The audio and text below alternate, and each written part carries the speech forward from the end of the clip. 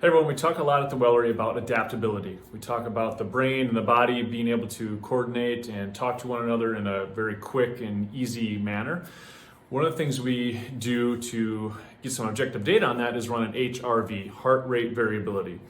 And so it's a 3-minute finger scan that we do from about 3 to 4 years old and up.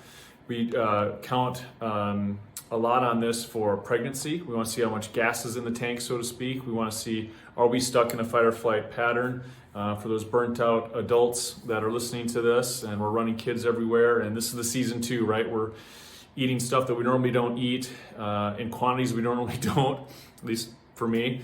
We're drinking, more than we usually do if that's one of our vices. We're traveling. The kids have different rhythms and concerts, and they still have 14 other things going on at sports and things like that. So it's just and the weather's changing, although, we've had a easy winter so far, but probably just jinxed us there. I'm so sorry.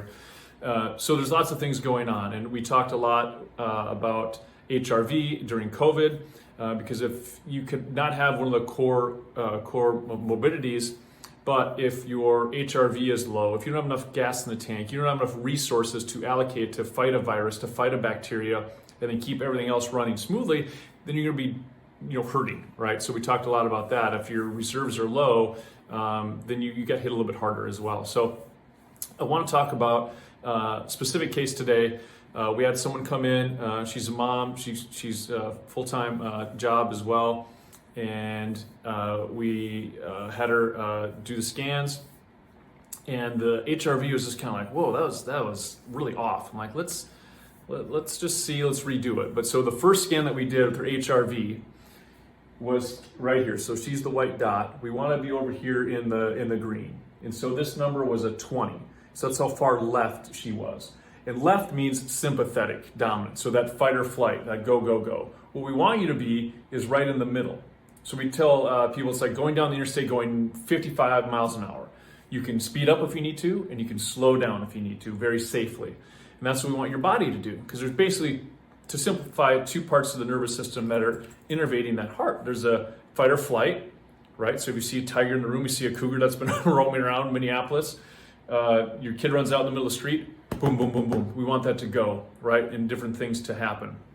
When we're at home, there's no threats, you're in a safe environment, then that heart rate slows down, right? So during the course of the day, there's always these the two sides of your nervous system that are infiltrating that heart. Do we speed it up? Do we slow it down? What do we do?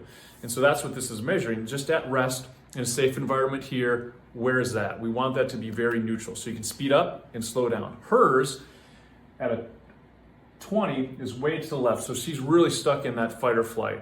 She's go, go, go, go. Now, sometimes we feel that. We know when we're anxious. We know when we're in that stress stuck on mode. Sometimes we don't. She felt relatively okay. She's like, oh, okay. This is just how her body's adapted. This is how she's living life. So we did this at 5:19. We're like, I don't know if that's right. We should do that again. So we did it again at 6:04. Same thing. She's this time went up 28. She had 78 here, which that's how high the battery is on that. So she's feeling about the same things over and over, consistently over the last 20 minutes. And so I said, wow, these are 2 scans, not great.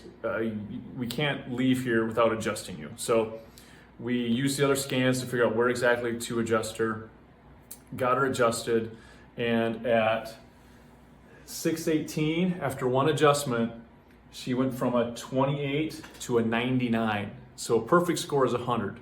So now after one adjustment, she's perfectly balanced, meaning she's in that neutral. She can go into fight or flight. She's not stuck in that stress stuck on cycle anymore.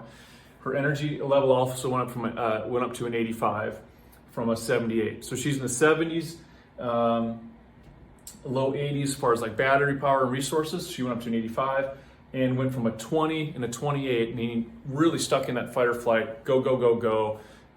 That's what her nervous system was telling her, to a 99. So I thought that was cool. We usually don't scan after an adjustment, but she was so far in that stress stuck on cycle, we just said I'm just curious to see what happens. So it went from a 28 to a 99. So that really, really shows the power of an adjustment. What we're trying to do, if we're looking at it through the nervous system, if we're really focused on the nervous system and we don't adjust 5, 6, 7, 8 different things, where we use our scans to say, hey, this is the one thing that's really forcing her body into that fight or flight. This is the one thing, the one area where her body's really stressed at. And if we can get that adjustment, relieve that stress, get her brain, her body to communicate better, everything will fall into place. Now this is a cool example for myself, my team, and obviously her to say, okay, this is what the adjustment can do.